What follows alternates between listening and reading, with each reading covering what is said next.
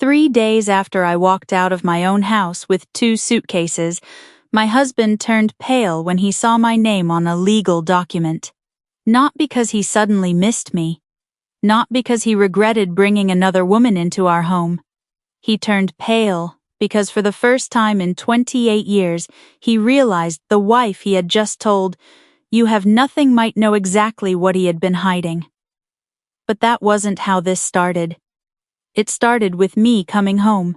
I had been away for several months on an army assignment, and by the time I pulled into our driveway that afternoon, I was tired in the deep, bone-heavy way. Only a long assignment can make you tired. I remember sitting in my car for a moment, looking at the maple tree beside the garage. Thomas and I had planted it when we were newly married. It was barely taller than my shoulder then. Now it shaded half the front yard. I smiled before I even opened the car door. I thought I was home. I carried my bags inside. The first thing I noticed was a pair of women's shoes beside the entryway. They weren't mine. Then, I saw a red handbag on the kitchen counter. I stood there for several seconds trying to make sense of it. Thomas, no answer. I heard footsteps upstairs. Then Karen came down. She was wearing my old blue robe, the one Thomas had given me years ago when I was recovering from surgery. She stopped halfway down the stairs. I looked at her. She looked at me. Neither of us spoke. Then Thomas appeared behind her. He didn't look shocked to see me. That hurt almost as much as seeing Karen. "Becky," he said. "Just my name. No hug, no welcome home, nothing." I looked at Karen's robe again. You're wearing my clothes." Karen folded her arms. "Thomas said I could use whatever was here." I turned toward my husband. "What's going on?" He sighed like I had come home at the wrong time and inconvenienced him. "We need to talk." I already knew. Still hearing it was different. Thomas walked into the kitchen. Karen followed him. He didn't ask her to leave. Instead, he said, "I can't do this anymore." "Do what, this marriage?" I stared at him. After 28 years, the words sounded almost childish. Then Karen spoke. "He needs a real wife, Becky, not a soldier who's never home." My face went hot. I looked at Thomas. "You let her say that to me," he shrugged. "She isn't wrong." That was the moment something inside me cracked. Not loudly, quietly, like ice giving way under your feet. I had missed birthdays because of orders. I had spent holidays away. I had answered phone calls from hospital rooms, airports, bases, and hotel rooms. But Thomas knew all of that when he married me. He knew what my career required. He had once told me he was proud of it. Now he was using it as a weapon. He picked up a stack of papers from the counter and threw them toward me. "Divorce papers." "You have nothing," he said. "The house is mine. The business is mine. You walked away from this marriage every time you put on that uniform." I looked at the papers, then at the house, then at Karen standing in my kitchen wearing my robe. I wanted to scream. Instead, I picked up the papers. Thomas smiled, expecting a fight. He didn't get one. I put the papers back on the counter. "I need to pack." He blinked. "What?" I said. "I need to pack." I went upstairs. I packed 2 suitcases. Nothing more. Before leaving, I stopped in the hallway. There had been a family photograph on the refrigerator for years. Thomas had taken it down. In its place was a photograph of him and Karen. I stared at it for a long moment. Then, I walked out. That night alone in a hotel room, I opened the small document case I'd brought with me. Buried beneath my old military records was a financial authorization. My name was at the bottom. My signature appeared underneath it. I stared at it until my eyes hurt, because I had never seen that document before. I barely slept that night. Every time I closed my eyes, I saw Karen standing on my stairs in my blue robe. Then, I saw the photograph on the refrigerator. Then, the divorce papers. But most of all, I saw that signature. Mine. I kept telling myself there had to be a simple explanation. Maybe Thomas had asked me to sign it years ago. Maybe I had forgotten. Maybe exhaustion had made me suspicious of something completely ordinary. But there was one problem. I had spent most of my adult life signing documents for the army. I knew what my signature looked like, and I knew the difference between forgetting a document and never seeing one at all. Around 6 in the morning, I called my sister Linda. She answered on the third ring. "Becky, are you okay?" I almost said yes. Instead, I said no. There was silence. Then she asked, "Did he hurt you?" "No. Not physically." I told her everything. The woman in the house, the robe, the divorce papers, the things Thomas had said. When I finished, Linda didn't immediately respond. Finally, she said, "Tell me you didn't sign anything." I signed the divorce papers. What I was standing there with that woman in my kitchen, I wasn't thinking clearly. Linda took a breath. "Becky, listen to me. Don't sign another piece of paper. Don't agree to anything. Don't move money. Don't call Thomas and threaten him. Just stop." I looked at the document case on the bed. I found something. What a financial authorization with my signature. That changed her voice.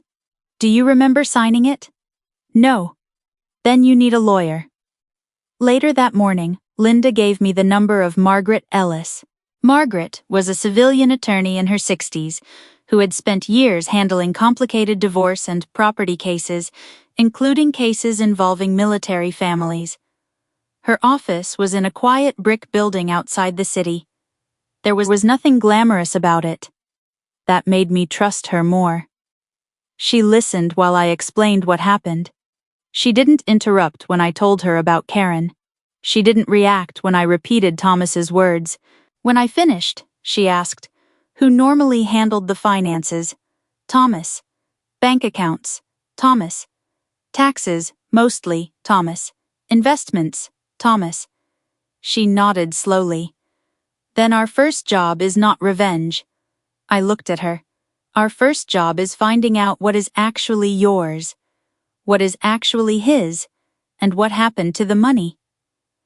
She opened the folder I had brought. I watched her examine the divorce papers. After several minutes, she looked up. "These disclosures are incomplete." My stomach tightened. How incomplete, I don't know yet. She pointed to a section listing Thomas's consulting business. "This valuation doesn't tell me enough. And there are accounts I would expect to see that aren't listed here." I felt my hands go cold. "What does that mean?" "It means we don't guess." She turned to the authorization I had found. "Where did you get this?" "It was in my document case." "Do you recognize the transaction?" I shook my head. "No." She studied the page. "Don't accuse him of forging anything yet." "I wasn't going to." "Good. We verify first." That sentence reminded me of something I had forgotten about myself. For years, I had been trained to separate suspicion from fact. Don't assume, verify, document, follow the trail. For the first time since leaving my house, I stopped thinking about what Thomas had taken from me. I started thinking about what I needed to find. That afternoon, Margaret requested records from the accounts we knew about. She asked me to make a list of every property retirement account, loan insurance policy, and major financial decision I could remember. I spent hours doing it. Some memories came easily, others didn't. Then Margaret called me back. Her voice was different this time. "Becky, I need you to come in tomorrow morning." "Why?" There was a pause. "Because I found something." I sat very still. "What?" "I don't want to discuss it over the phone." My heart started beating faster. "Is it about the signature?" "Signature, no." Another pause. "It may be bigger than that." I looked down at my wedding ring. For 28 years, I had trusted one man with the parts of my life I never thought I needed to protect. Now I was beginning to wonder how long he had been counting on that trust. The next morning, I arrived at Margaret's office before she did. I had barely slept. Her phone call kept repeating in my head. It may be bigger than that. I sat in the waiting room with my hands folded over my purse, watching people come and go through the glass doors. For the first time in my life, I felt completely unprepared. I had handled difficult assignments. I had stood in rooms where every decision mattered. But none of that prepared me for sitting in a lawyer's office, wondering whether the man I'd married had been quietly using my trust against me. Margaret came in carrying a thin folder. She sat across from me. "I've reviewed the records we have so far." I waited. "There are several transfers that concern me. How many enough that I don't think we should treat them as isolated expenses?" She slid a statement toward me. I recognized the account immediately. It was one of the accounts we had both contributed to over the years. I looked at the first transfer, then the second, then the third. They were payments for hotels, restaurants, travel, and several purchases from a jewelry store, all connected to the same period. I already knew the name. Karen. My throat tightened. How much Margaret told me. I stared at the number. It wasn't the biggest amount of money I had ever seen, but it was money I had saved for something very specific. Our retirement. I had imagined using that money to travel with Thomas after I left the army.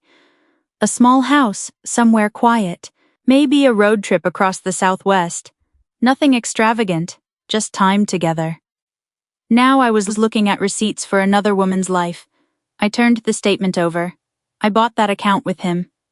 I know. I put money into it every month. I know. I swallowed. He told me we were saving. Margaret didn't say anything. She didn't need to. I suddenly remembered all the times Thomas had told me not to worry about the finances. "I've got it. You focus on your assignment. I'll take care of the bills." Those words had once sounded like love. Now they sounded like permission. Margaret continued. "There is another issue." She showed me a business record. Thomas's consulting company had been valued much lower than I expected. "How much is it actually worth? We don't know yet. We need a proper valuation."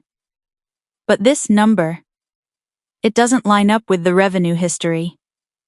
I leaned back. Thomas had spent years telling me the business was barely surviving. Yet he had recently bought Karen jewelry and paid for expensive trips. I suddenly felt something close to anger. Not the loud kind, the kind that settles deep in your chest. Then Margaret placed another document in front of me. It was the authorization from my file. We traced the transaction. I looked at her. And the account connected to this document was used for a business transfer. Thomas's business, yes. I stared at the signature. Could I have signed it and forgotten possibly? She paused. "But there is a problem with the date." I checked it. My stomach dropped.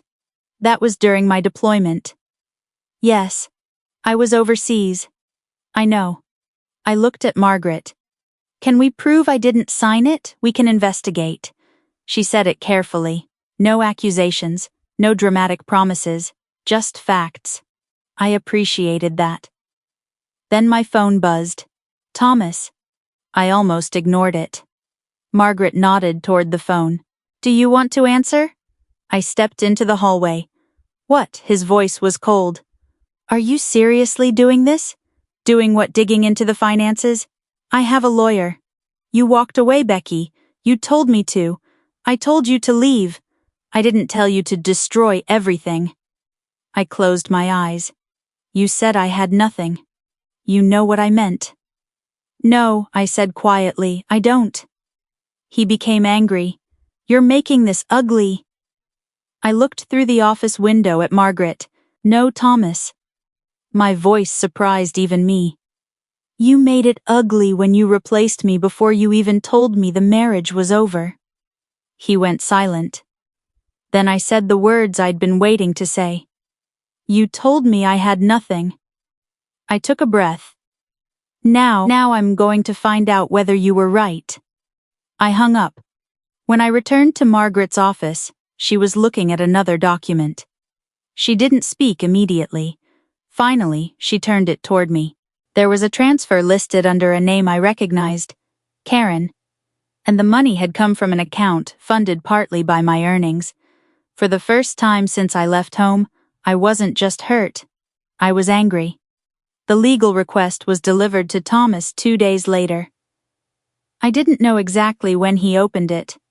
Margaret had told me not to contact him unless absolutely necessary. So I went about my morning. I made coffee in the tiny kitchen of my apartment. I watered the plant Linda had brought me. I answered a few messages from old friends I hadn't spoken to in months. For the first time since leaving Thomas, I noticed something strange. I was beginning to enjoy the silence. Then Margaret called. Thomas received the documents. I sat down. How did he react? I wasn't there. But his attorney called me. I waited. She said Thomas is very upset. I almost laughed. Not because it was funny, because I remembered him standing in our kitchen throwing papers at me like I was an inconvenience. Oh, he was upset, because someone had asked him to explain his own paperwork. What exactly did you send? Everything necessary to request a full accounting, business records, certain financial accounts, transfers, property information, documents connected to the authorization we discussed. I closed my eyes. Did you use my name? Margaret paused. Of course. I smiled faintly. Rebecca Morgan. Yes, that was all it took. Later that afternoon, Thomas called me. I watched his name appear on my phone. I almost didn't answer. Then I remembered something Margaret had said. Don't let him make you afraid of your own phone, I answered. What his voice was different. Not angry, tense. Did you send that I have an attorney? You know what I'm asking? Yes. There was silence. Then he said, Becky, this is getting out of hand. No, it's getting documented. You're trying to take everything from me. I looked around my apartment. One small sofa, a folding table, 2 suitcases still sitting against the wall because I hadn't bought enough furniture yet. I left with 2 suitcases, Thomas. You know that's not what I mean. You told me I had nothing. I was angry. You were very specific. He didn't answer. Then he said something that told me more than any financial document could. You don't understand what you're doing. I sat very still.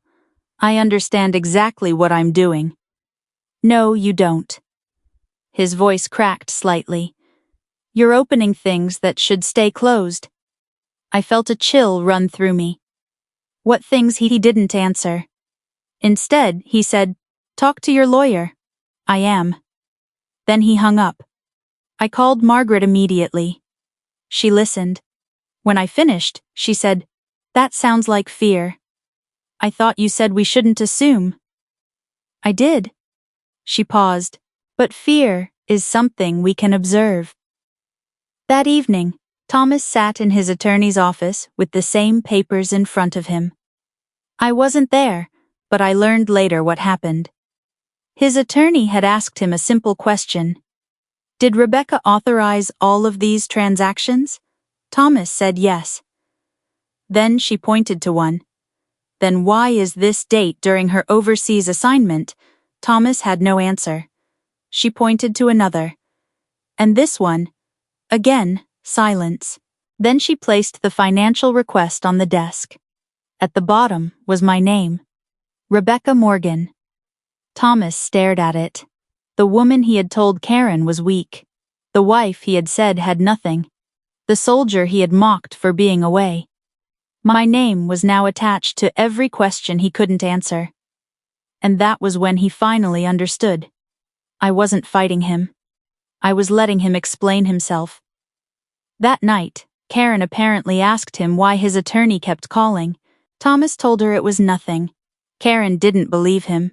She asked, "You told me she couldn't touch the house." Thomas said, "She can't." Karen looked at the papers on the kitchen counter.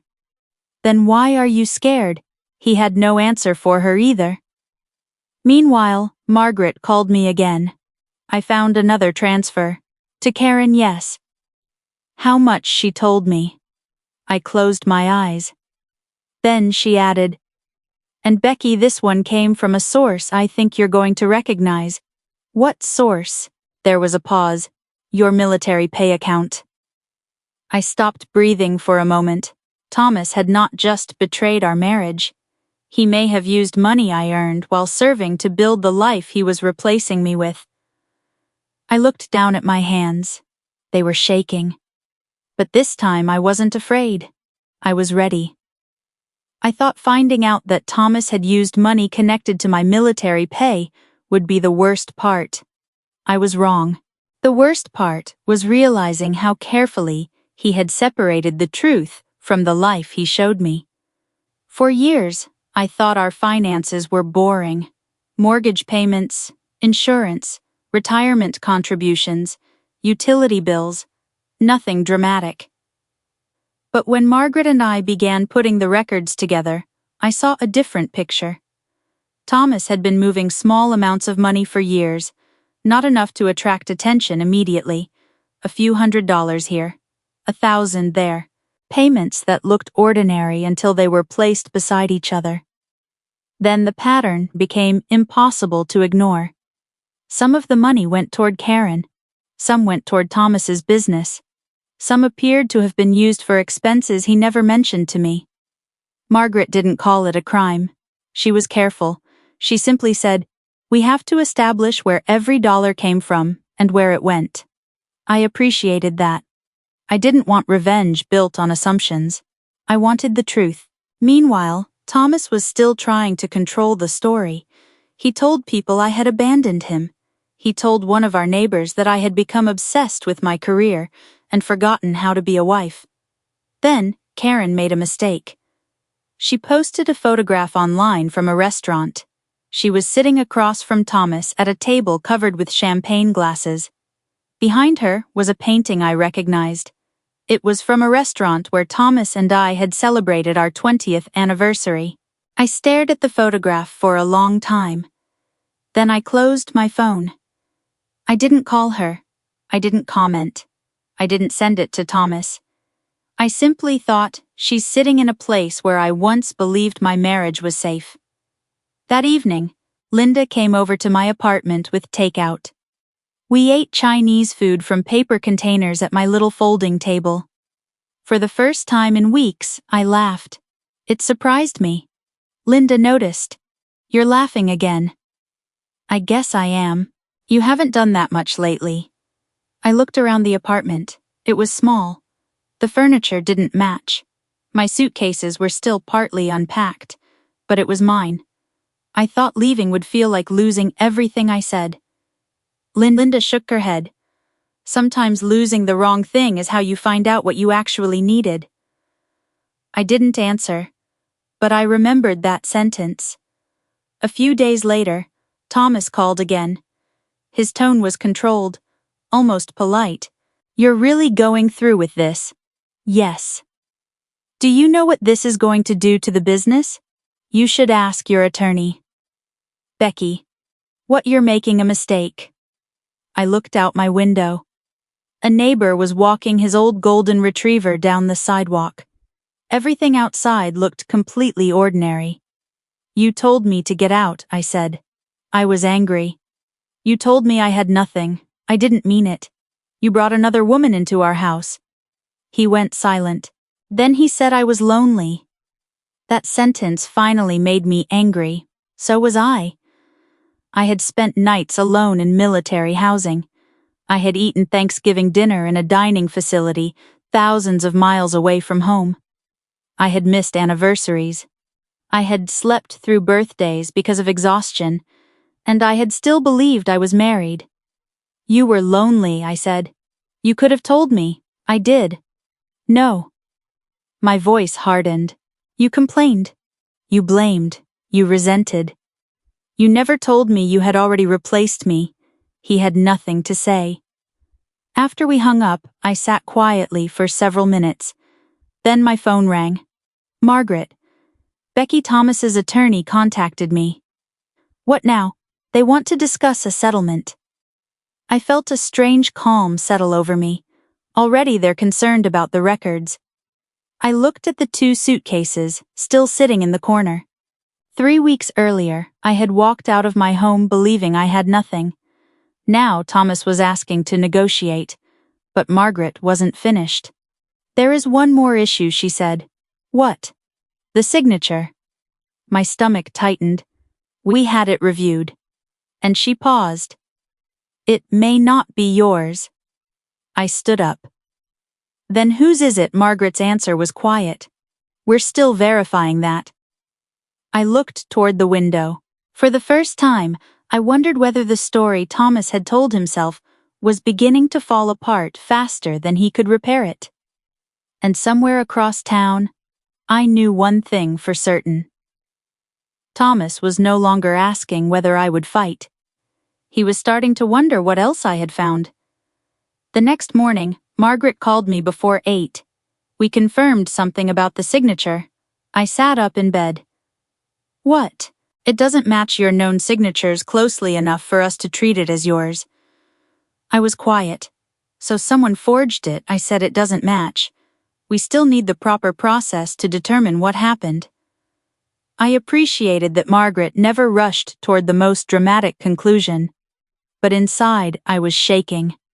For weeks I had wondered whether I was simply forgetting something.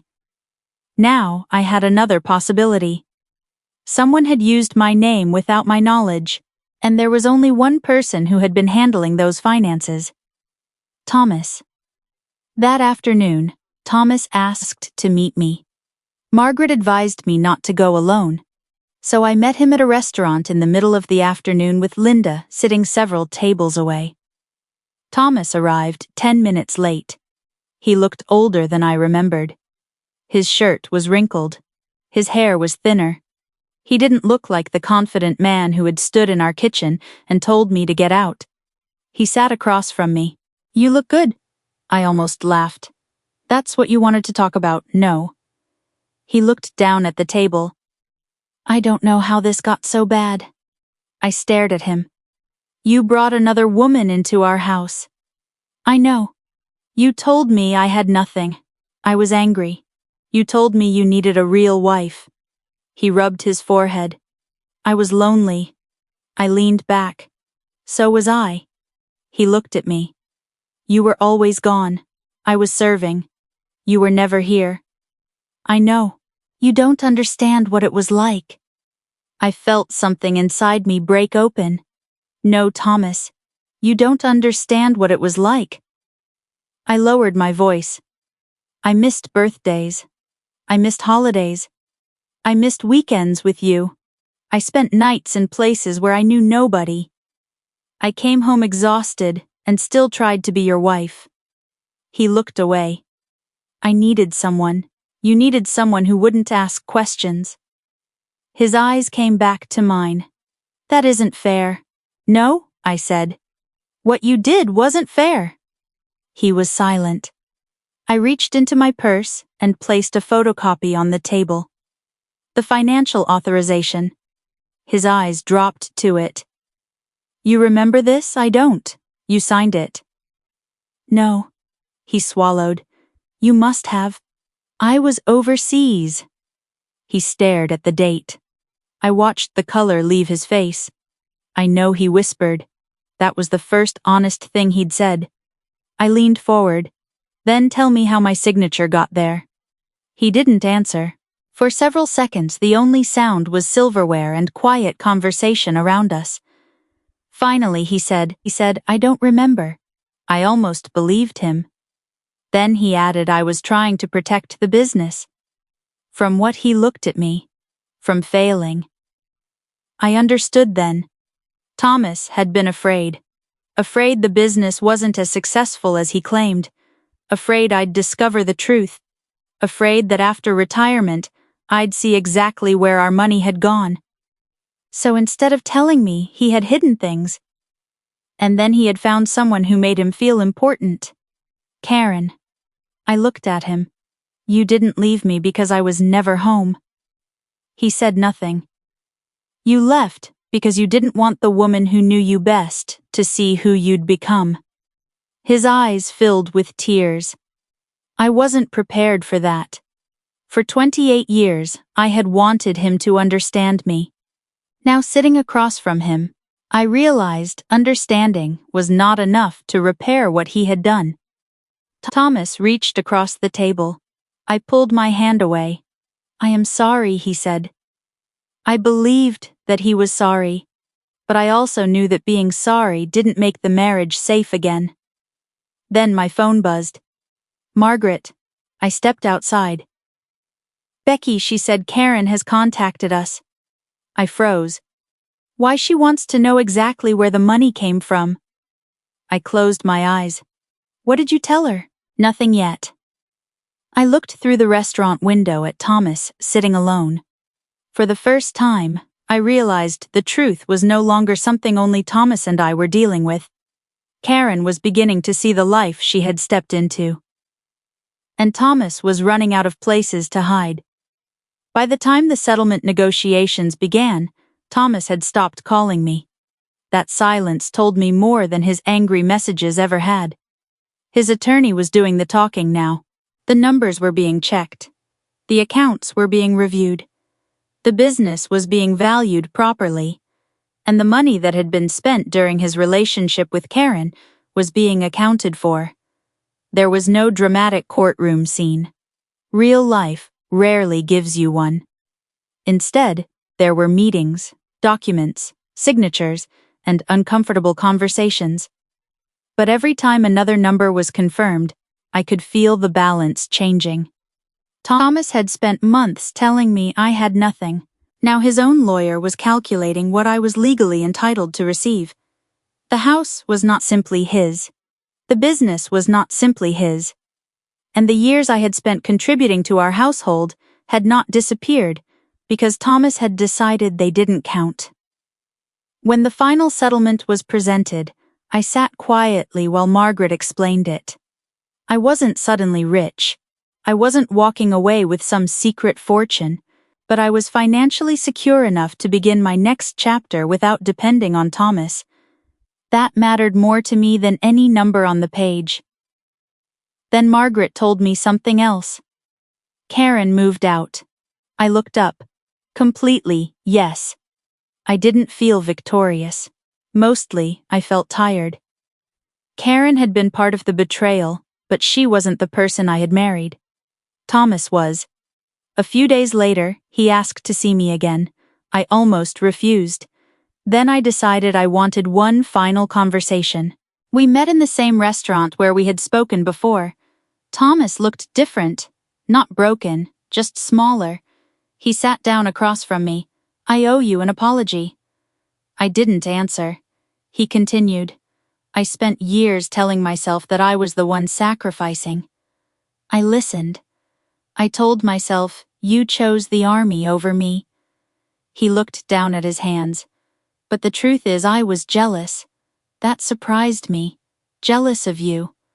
He gave a tired laugh. You had something I didn't. Discipline, purpose, people who respected you. You could walk into a room and know what you were supposed to do. He looked at me, and I started feeling like I wasn't enough. I remembered the young man I had married.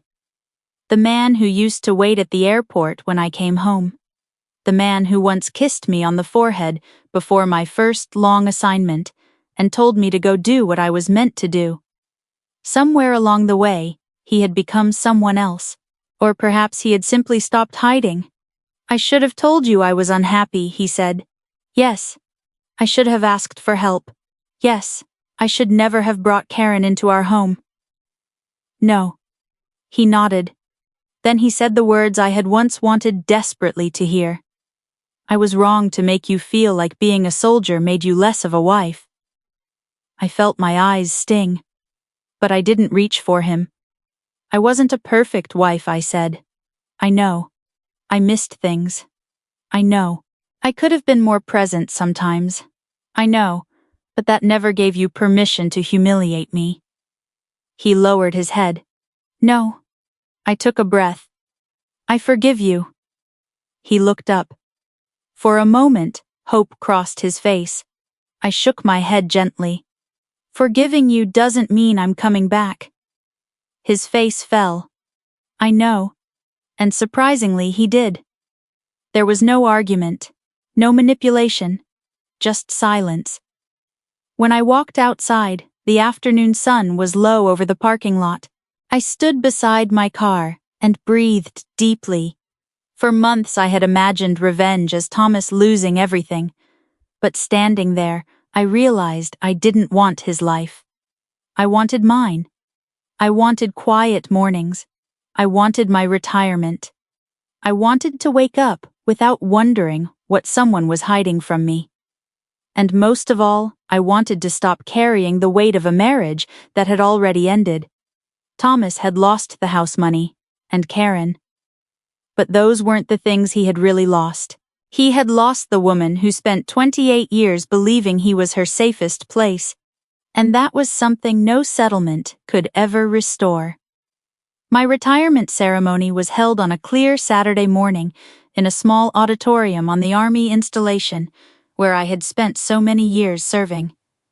I stood in uniform one last time, listening to the familiar words I had heard at ceremonies for other soldiers. But this time, they were for me. When I looked out at the audience, I saw Linda in the second row. She was smiling through tears. A few old friends were there too. People who had known me before I married Thomas. People who had seen me leave for assignments, come home exhausted, and keep going. For a moment, I thought about the woman who had walked out of her house carrying 2 suitcases. She had believed she was leaving everything behind. She didn't know yet that she was walking toward something. After the ceremony, I changed into a simple navy dress and went outside. I wanted coffee, just coffee. I wanted to sit somewhere quiet and enjoy the strange feeling of having nowhere I had to report to. Then I saw Thomas. He was standing beside his car near the edge of the parking lot. My first instinct was to turn around. But I didn't. He walked toward me slowly. I won't keep you long, he said. I nodded.